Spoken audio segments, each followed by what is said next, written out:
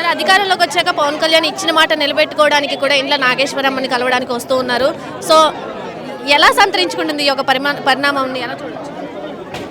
ఇచ్చిన మాటకి గౌరవం ఎలా దక్కించుకోవాలో తెలిసిన అభినవ కృష్ణదేవరాయలు యావత్ ప్రపంచానికి మాకు ఆరాధ్య దైవం అయినటువంటి భగవత్ స్వరూపంగానే మేము భావిస్తాం ఆయన్ని.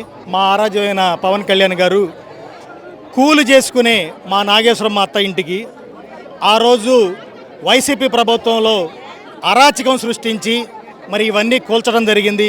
అవసరం ఉన్నా లేకపోయినా మీ అందరూ చూశారు. అప్పుడు ప్రాధేయపడుతూ బుల్డోజర్లకు అడ్డం పడ్డా కూడా ఆ రోజు మరి పగలగొట్టి ఇచ్చేసినప్పుడు నా కొడుకు వస్తాడు, నా కొడుకు నాకు అండగా ఉంటాడు, నా పెద్ద కొడుకు అంటూ ఆమె ఆక్రందనలు ఆ రోజు వెన్నుముట్టాయి.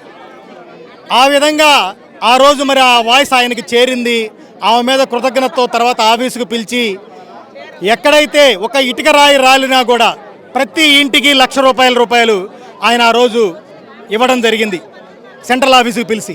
అంతేకాకుండా గెలిచిన తర్వాత తిరిగి నీ ఇంటికి వస్తా, నీ పెద్ద కొడుకు బాధ్యత వహిస్తా అని మాట ఇచ్చి మరి ఈనాడు ఆ మాట నెరవేర్చుకోవడానికి ఆ చిన్న ఇచ్చిన మాట ఈ ఊరు మీద ఉన్న గౌరవం ఆ రోజే చెప్పాడు వేదిక మీద.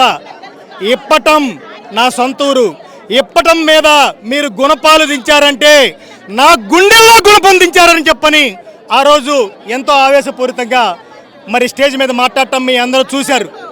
దానికి ప్రతికనుగుణంగానే ఈరోజు ఇప్పటం సందర్శన ఆ బంగారు తల్లిని కలవడానికి, పెద్ద కొడుకు బాధ్యత వహించడానికి, గ్రామ రైతుల్ని ఇక్కడ ఉన్న ఈ ఇప్పటం గ్రామం మీద ప్రేమను చూపించడం కోసం మరి ఈనాడు ఇంకొద్దిసేపట్లో మరి ఇక్కడికి రాబోతున్నారు మా దైవం, మా ఆరాధ్య దైవం, మా కృష్ణదేవరాయ. అమ్మా ఏముంటుంది ఫీలింగ్ అంటే, తల్లి ప్రసవించినప్పుడు తన కొడుకును చూసుకొని ఎంత మురిసిపోతుందో మరి ఇవాళ రాబోయే పెద్ద కొడుకుని